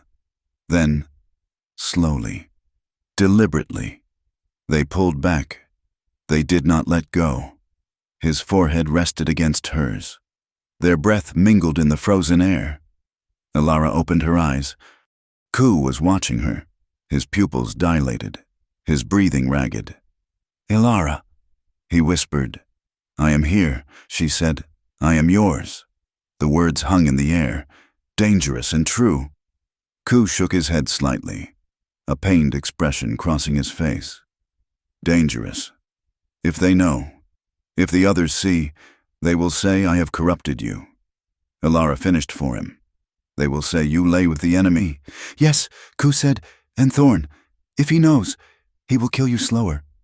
"We keep it here," Alara said, pressing her hand to his chest. "Over his heart. Just us." In the dark, Ku covered her hand with his own. Just us. They sat there for a long time, holding on to the fragile thing they had created, knowing that outside the ring of firelight, the world was sharpening its knives. The reprieve did not last. 2 days later, the scout returned. He rode his horse into the ground, the animal stumbling as it reached the sentry line. The rider slid off, shouting for the elders. The camp gathered quickly. The scout, gasping for air, pointed east. "They come," he rasped. "Many, 50 guns, soldiers, ranchmen." "How close?" Chaiton demanded. "Half day," the scout said. "They have wagons, a cannon, a cannon." The word sent a shockwave of ice through the crowd. This was not a posse. This was war. Ku found Alara near the stream. He grabbed her arm, his grip hard. "You go," he said. "Now." "What?" Alara pulled back. "Nalan takes the children," Ku said, his voice clipped and urgent. "They go up the goat trail to the caves. You go with them. You hide." "No," Alara said. Ku shook her. "Listen, this is not a raid. They bring big gun. They come to crush. You cannot fight this. I will not leave you," Alara shouted. "I do not ask you to leave me," Ku shouted back, his composure cracking. "I ask you to live. If they take you, Alara, I cannot watch them take you." He dragged her toward the trail where the women were already herding terrified children. "Go!" he roared. Alara dug her heels into the dirt. She wrenched her arm free. She stood panting, her eyes blazing. "I am not a child," she cried. "I am not a sack of grain to be hidden in a hole. This is my fight. Ku, Thorn is here because of me. I will not hide in a cave while you die for my freedom." She grabbed the knife at her belt, the one he had taught her to use. "I stay," she said. "I help load rifles. I carry water to the wounded. I fight, or I die, but I do not run." Ku stared at her. He looked at the knife in her hand, then at the set of her jaw. He saw the woman who had stood at the whipping post. He saw the iron he had recognized from the beginning. He closed his eyes for a second, a look of agony passing over his face. Then he nodded. "Good," he said softly. "Then you fight." The camp transformed. It was a controlled chaos of preparation. The women who were too old or too young to fight vanished into the rocks with the infants. The men began to paint themselves. Elara watched as Ku stripped off his shirt. He mixed charcoal and grease in a small bowl. He painted his face black, the color of war, the color of death. He drew stripes down his chest, marking his ribs. He looked terrifying. He looked like a stranger. But when he turned to her, his eyes were the same. He handed her a rifle, a heavy Sharps carbine. "You know how to load?" he asked. "You showed me," Elara said. "Shoot straight." Ku said, "Don't shoot until you see eyes." The sky began to darken, not with night, but with heavy, slate-gray storm clouds rolling in over the canyon rim. The wind picked up, howling through the rocks like a banshee. It was fitting weather for the end of the world. The first distant rumble of thunder mixed with the sound of wagon wheels echoing from the canyon floor below. Ku turned to Elara. The time for words was gone. He stepped close to her. He did not kiss her. There were eyes everywhere now. But he leaned in and pressed his forehead hard against hers. It was a gesture of profound intimacy, a transfer of strength. Elara closed her eyes, breathing in his scent, the grease paint, the sweat, the man she loved. "Live," he whispered against her skin. "You too," she whispered back. He pulled away. He picked up his rifle and turned toward the rocks that overlooked the trail. Elara hefted the heavy carbine, her hands steady, and followed him to the line. Below them, the canyon floor was empty and silent, waiting for the first boot to strike the dust. The dawn did not arrive with the gentle, rosy fingers of the morning. It arrived with the shattering crack of a Sharps rifle that echoed off the canyon walls like the splitting of the earth itself. One moment, the camp was suspended in the gray, breathless hush of false dawn, the air smelling of cold ash and damp stone. The next, the world disintegrated into noise and terror. The lead slug struck the rock face inches from where Elara stood, sending a spray of razor-sharp shale into her cheek. She flinched, dropping the water skin she'd been filling, as the valley floor below erupted in a cacophony of shouting men and screaming horses. "Get down!" Ku roared, his voice cutting through the panic.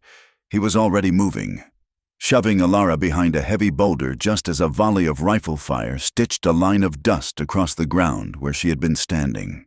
The sound was deafening, a continuous rolling thunder that seemed to have no beginning and no end. From their elevated position in the rocks, the scene below was a tableau of chaos. The soldiers and the ranch hands had spread out in a skirmish line, using the cover of the scrub oak and the creek bed to pour fire into the camp. The wickiups, fragile structures of canvas and brush, offered no protection. Elara watched in horror as bullets tore through the fabric, shredding the homes of the people who had taken her in. But the Apache were not helpless victims. They were the masters of this terrain. Warriors appeared and disappeared like smoke among the rocks. Chayton, the one-eyed elder, lay flat on a ridge, his rifle booming with a rhythmic, deadly cadence. Every time he fired, a puff of smoke bloomed, and down below, a man in a blue coat would stumble or dive for cover. The women were moving the children back, deeper into the honeycomb of crevices near the canyon wall. Elara scrambled after them, her heart hammering against her ribs like a trapped bird. She found Nayland struggling with two terrified toddlers, trying to herd them up a steep, gravelly incline toward the caves. "Go!" Elara screamed over the roar of the guns. "I will take them!" She grabbed the children, one under each arm. Ignoring their wails, she shoved them into a narrow fissure in the rock where other mothers were already huddled. "Stay low," she ordered, her voice cracking. "Do not make a sound." She turned back to the fight. She was not a warrior, but she could not sit in the dark while her world burned. She grabbed a water gourd and crawled back toward the firing line. The air was thick with the smell of sulfur and blood.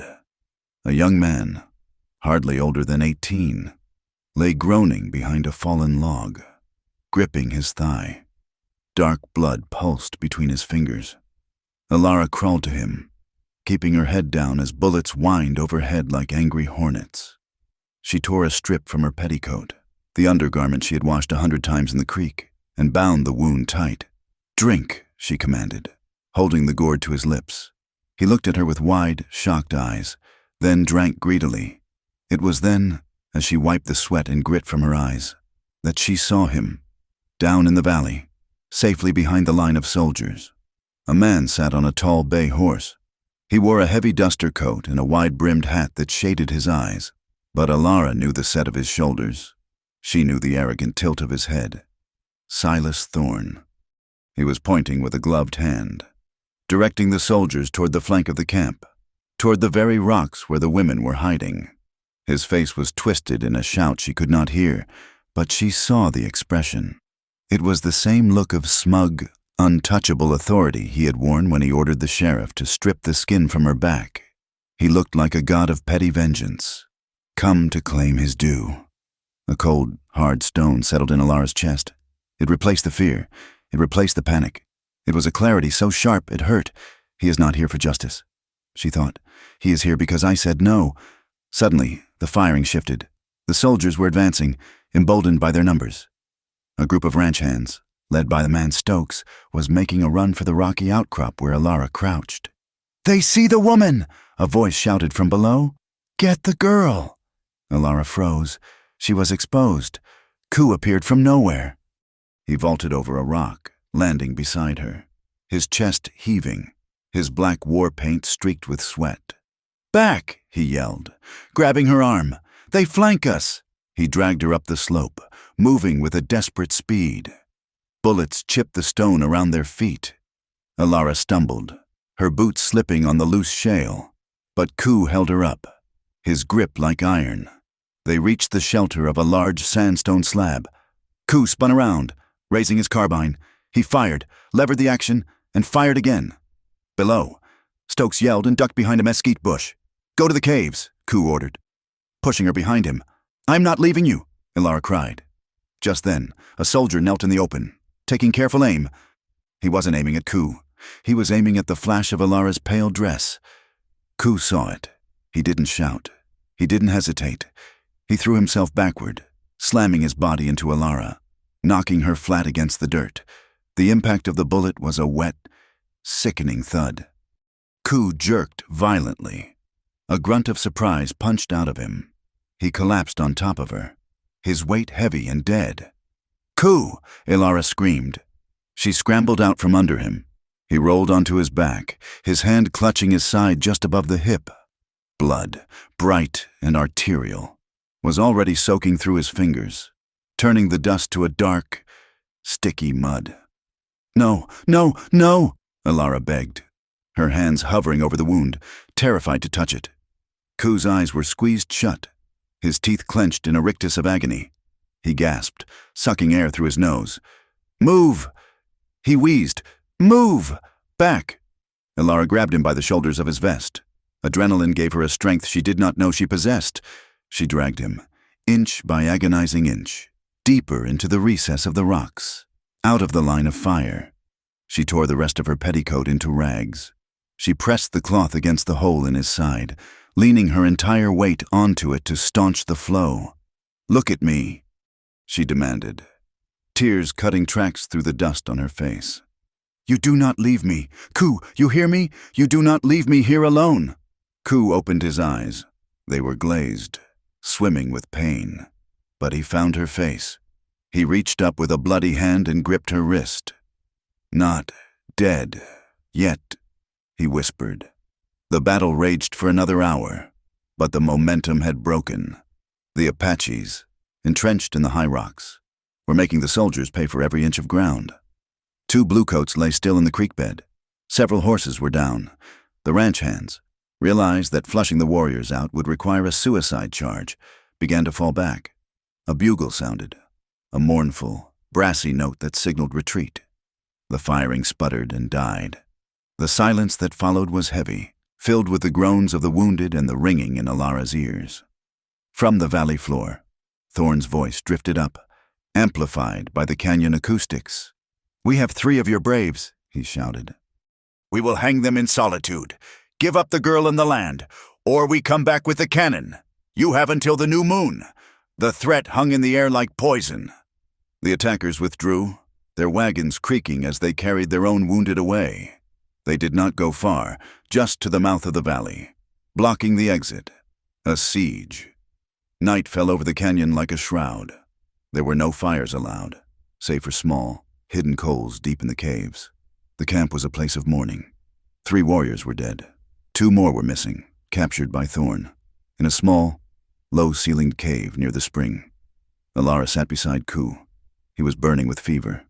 His skin was hot and dry to the touch, and he tossed restlessly on the buffalo robes, muttering in a mix of Apache and broken English. The wound had stopped bleeding, but the area around it was angry and swollen. Nayland had packed it with spider webs and moldy bread to stop the rot, but the damage was deep. Alara dipped a rag in cool water and wiped his face. Her own exhaustion was a physical weight, pressing her into the ground. But she could not sleep. Every time she closed her eyes, she saw him jumping in front of that bullet. "Alara!" Ku rasped.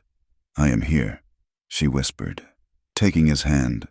He gripped her fingers weakly. Water. She lifted his head and let him sip from the ladle. He swallowed with difficulty, then sank back. His eyes cleared for a moment, the fever receding enough for him to see her. "You safe?" he asked. "I'm safe," she said, her voice trembling. "Because of you." "Foolish," he murmured. A faint ghost of a smile touched his lips. "Soldiers shoot bad. He shot perfectly," Alara said, her voice breaking. "You just got in the way." Ku pulled on her hand, a weak tug. "Come. Cold." Alara hesitated, then lay down beside him on the robes. She carefully avoided his injured side, curling her body against his uninjured flank. She rested her head on his shoulder, her arm draped across his chest. The contact was electric. It was terrified and desperate. In the face of death, the barriers of propriety and culture dissolved completely. There was only the heat of his skin, the beat of his heart under her ear, and the terrifying knowledge that it might stop. He turned his head, burying his face in her hair. He smelled of blood and sage, but underneath it, he smelled of life. "Do not go," he whispered against her scalp. "I am not going anywhere." She lied. She held him. She ran her hands soothingly over his chest, feeling the rise and fall of his breath. It was an act of intimacy far deeper than the kiss they had shared by the fire. This was the intimacy of the trenches, the bond of 2 soldiers huddled together against the dark. It was a silent declaration that they belonged to each other, even if the world said they were enemies. "I love you," she thought, the words ringing clearly in her mind for the first time. She did not say them aloud. The weight of them might break the fragile moment. Instead, she pressed a kiss to the hollow of his throat and held him tighter. As the night wore on, Ku drifted into a fitful sleep. Alara lay awake, staring at the stone ceiling of the cave. She listened to the wind outside. She thought of Thorn's threat. "We come back with the cannon. If they stayed, they died. All of them. The cannon would blast them out of the rocks. Thorn would kill the men, enslave the women, and drag her back to solitude in chains." She looked at Ku's face in the dim light. He was strong, but he was broken. He could not fight for her now. The realization crystallized in her mind, cold and hard as a diamond. There was only one way to stop the cannon. There was only one way to strip Thorn of his power. She had to take away his excuse. If she was in solitude, walking free, telling her story. Thorn could not claim he was rescuing her. He could not claim the Apaches were holding a white woman hostage. The lie would unravel. It would mean walking back into the lion's den. It would mean facing the whip again.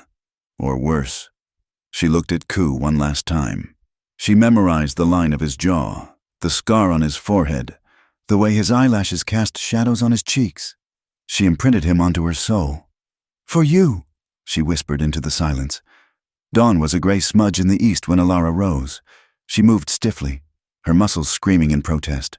She gathered her torn skirts, checked the bandage on Ku's side, and then stood up. Ku's eyes snapped open. He was awake instantly, the warrior's instinct cutting through the fever.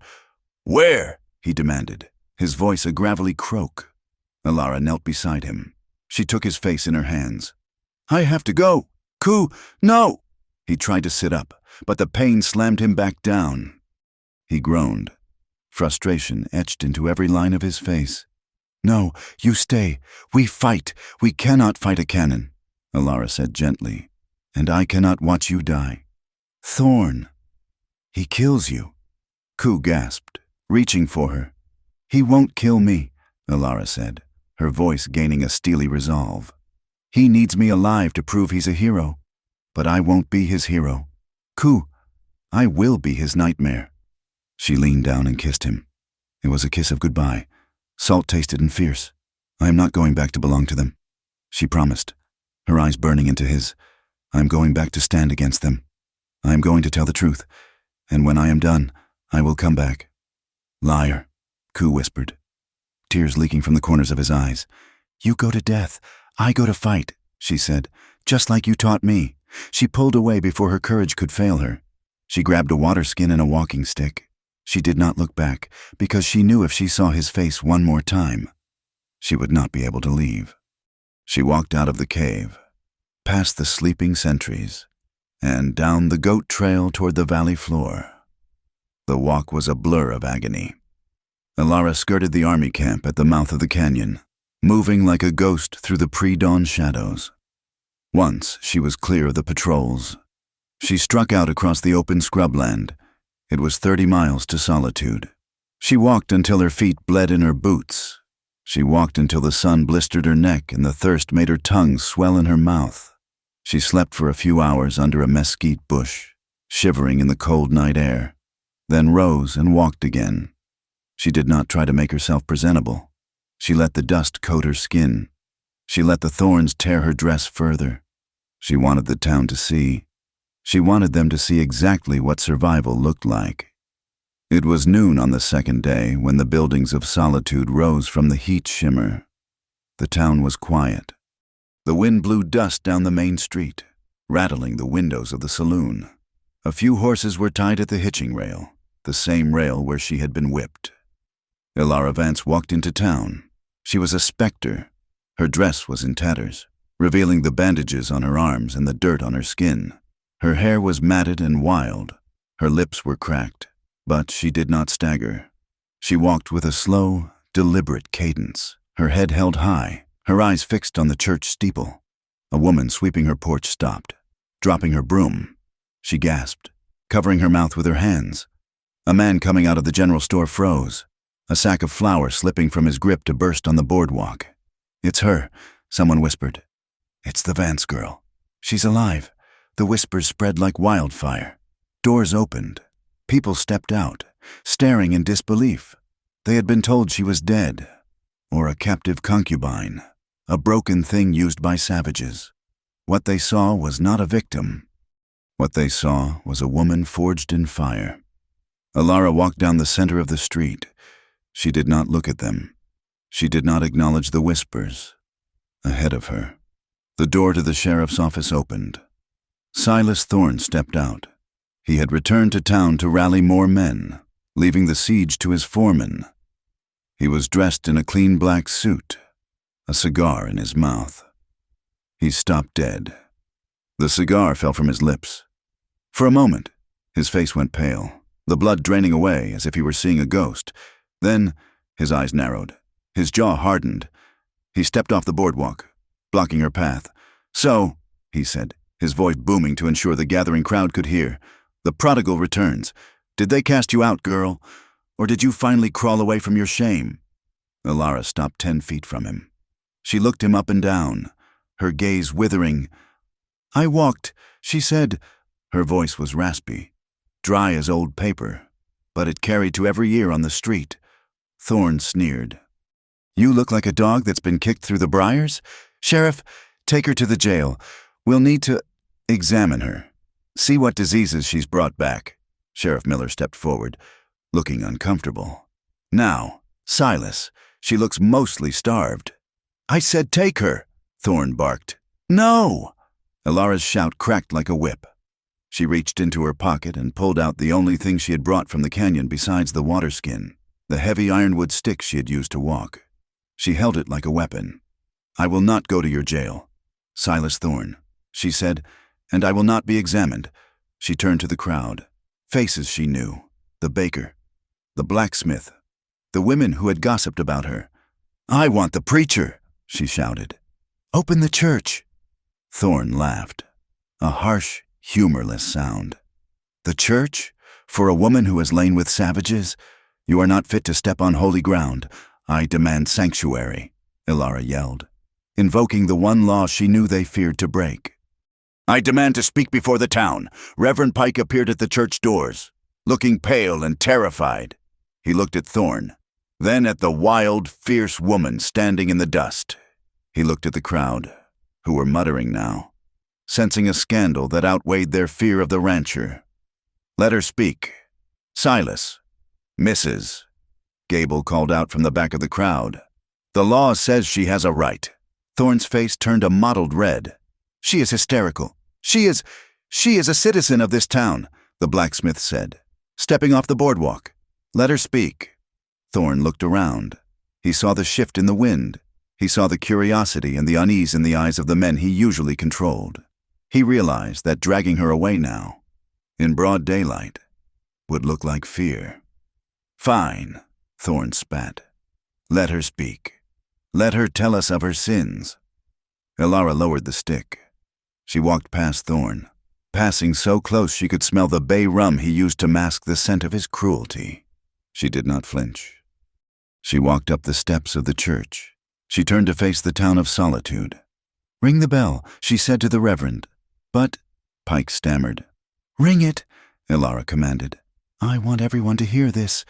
The reverend swallowed hard, then turned and pulled the rope. Clang, clang, clang.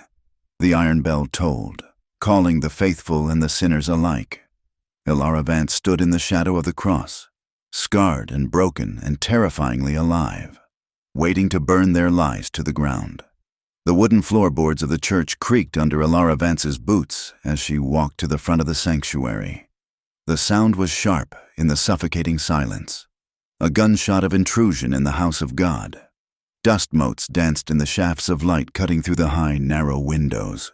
The air smelled of old hymnals, beeswax, and the nervous sweat of 100 people packed into the pews. They stared at her, the women with their bonnets pulled tight, the men clutching their hats in rough hands.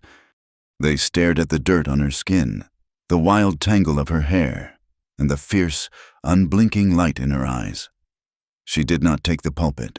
That belonged to the Reverend Pike, who stood off to the side, wringing his pale hands like a man watching a dam burst. Instead, Ilara stood at the altar rail, turning to face them. She looked for the faces she knew. She saw Mrs. Gable in the third row. She saw the blacksmith, and in the front row, standing like a dark monolith, she saw Silas Thorne. You thought I was dead, Ilara said. Her voice was not loud, but it had a rasp to it, a texture born of desert wind and thirst that made it carry to the back of the room. You hoped I was dead, because if I was dead, I was a martyr. I was a story you could tell to frighten your children. She took a step closer to the pews. But I am not a story. I am the woman you tied to a post. Thorne stepped forward, his face flushing a deep, angry red. This is blasphemy.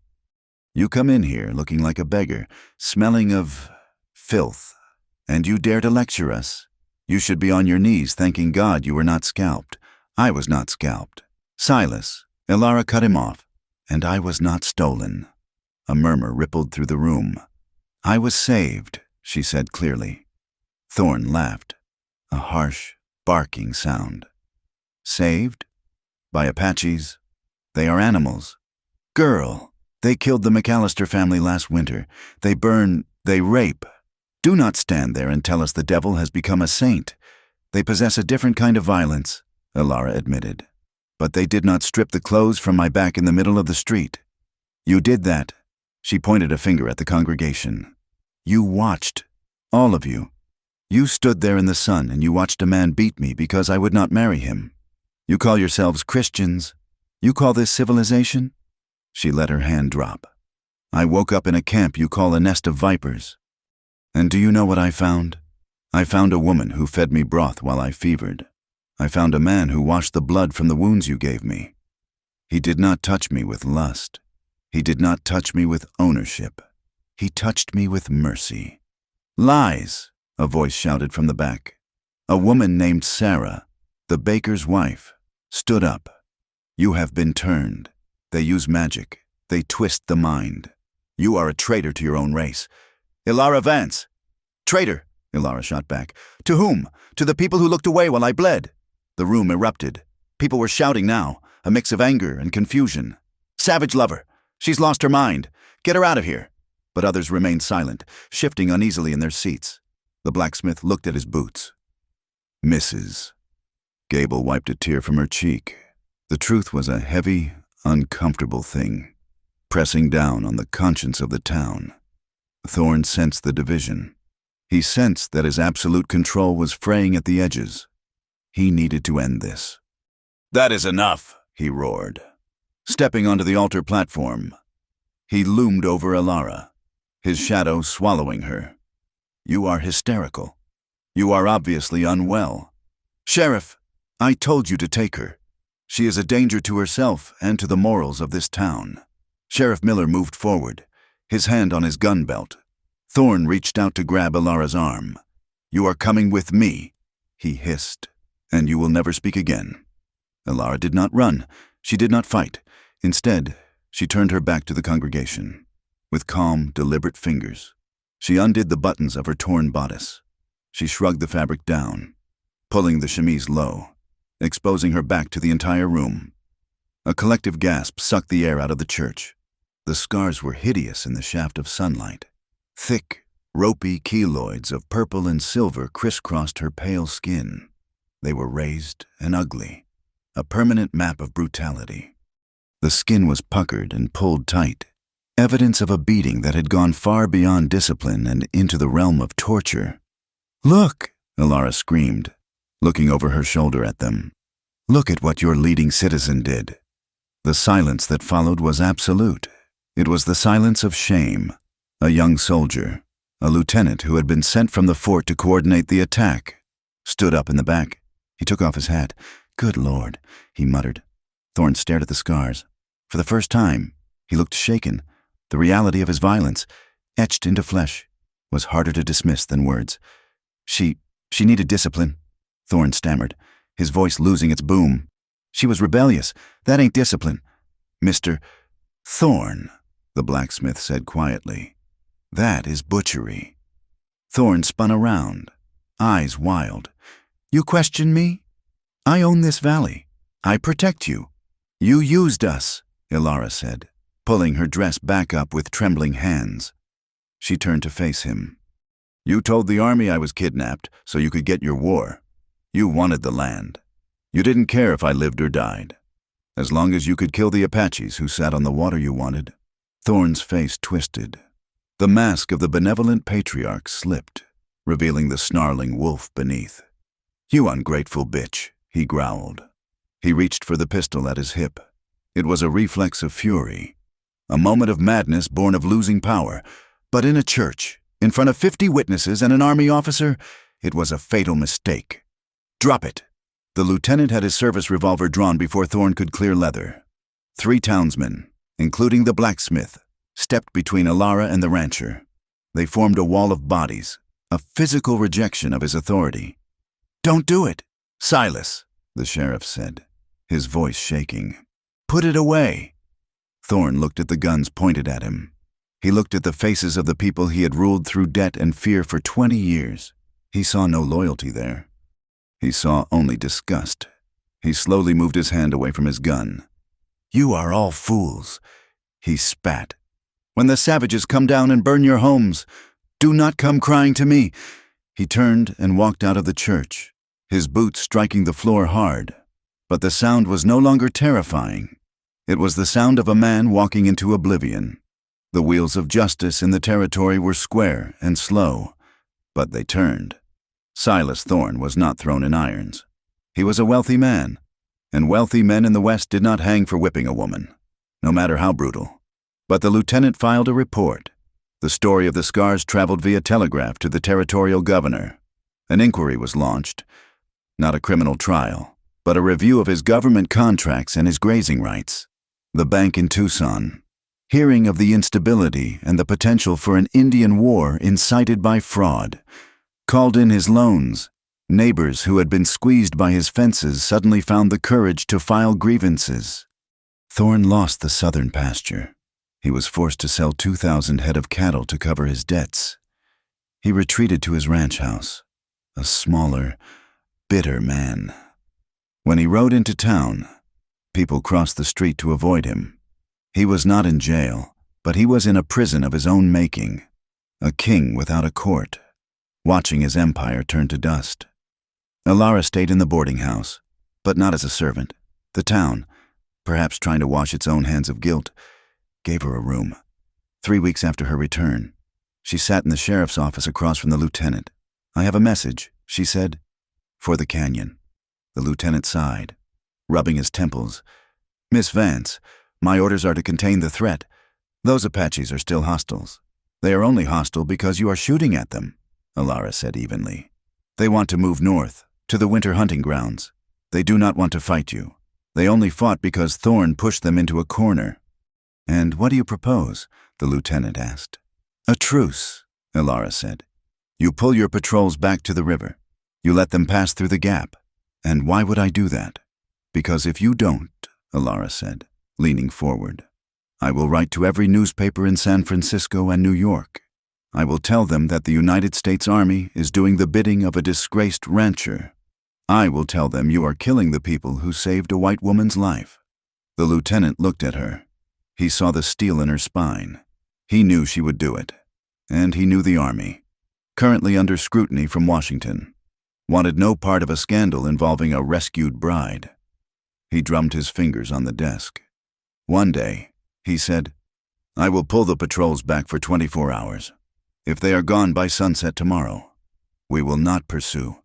"I need an escort," Elara said, "to tell them." The ride back to the canyon was a journey through a graveyard of memories. Elara rode a borrowed mare, flanked by 2 nervous privates carrying a white flag of truce. The wind was sharp, cutting through her woolen coat. The land was vast and indifferent, a sea of brown scrub and red rock. Her heart hammered a frantic rhythm against her ribs. Was he alive?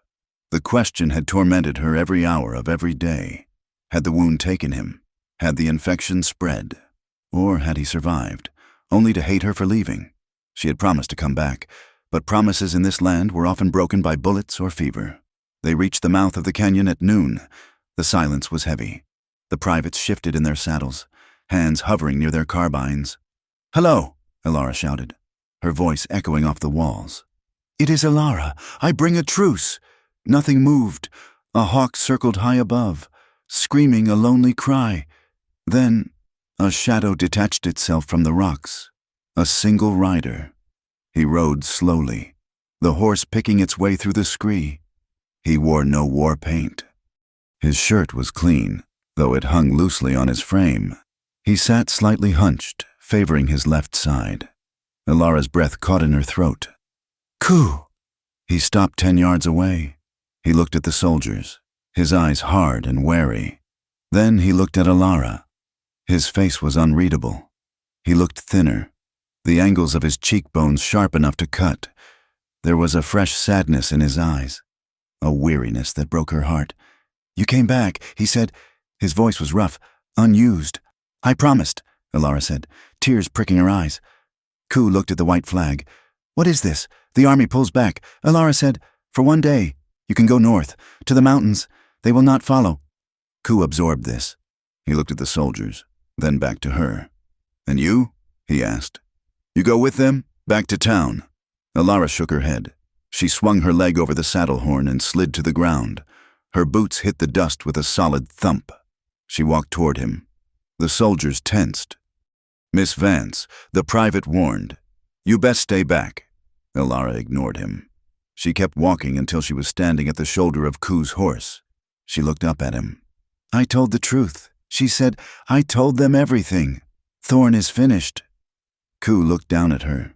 He saw the clean clothes. He saw the way she had filled out in the weeks she had been away. the hollows of starvation gone from her cheeks. She looked like she belonged to the world of houses and streets. But then he saw her eyes. They were the same eyes that had watched him over the fire. They were the eyes of the woman who had ground corn and loaded rifles. "Why?" he asked softly. "You are free there. Here is hard. Here is hunger." "Because I do not want to be free without you," she said. She reached up and laid her hand on his knee. "I choose this." She said, "I choose you." Ku stared at her hand. Then, slowly, painfully, he swung his leg over the horse and dropped to the ground. He winced as his boots hit the earth. Clutching his side for a moment, he stood before her. He did not care about the soldiers. He did not care about the truce. He reached out and took her hand. He interlaced his fingers with hers, the dark skin against the pale, the scarred knuckles against the smooth. He lifted her hand and pressed it to his forehead. "Then you are fool," he whispered, his voice cracking. "But you are my fool." Elara let out a sob that was half laugh. She threw her arms around his neck, burying her face in his shoulder. He wrapped his arms around her, holding her with a desperation that told her everything she needed to know. He had thought she was a dream that had ended. Behind them, the private lowered his rifle. He looked at the Apache warrior and the white woman clinging to each other in the dust. He spat on the ground and shook his head. "Let's go," he said to his companion. "I reckon she's made her choice." The seasons turned. The winter was harsh, stripping the trees bare, but spring came with a vengeance of wildflowers, painting the desert floor in gold and purple. They did not go north with the main band. Ku was too weak to travel the high passes, and Elara knew that for them. There was no true place in the deep stronghold of the tribe, nor in the town of solitude.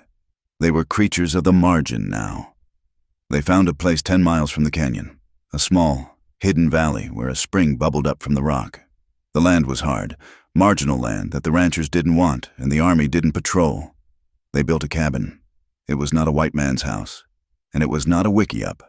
It was something in between, logs and stone, with a heavy canvas roof and a fire pit in the center. Life was a daily negotiation with survival. They planted a garden of corn and beans, fighting the deer and the drought for every stalk.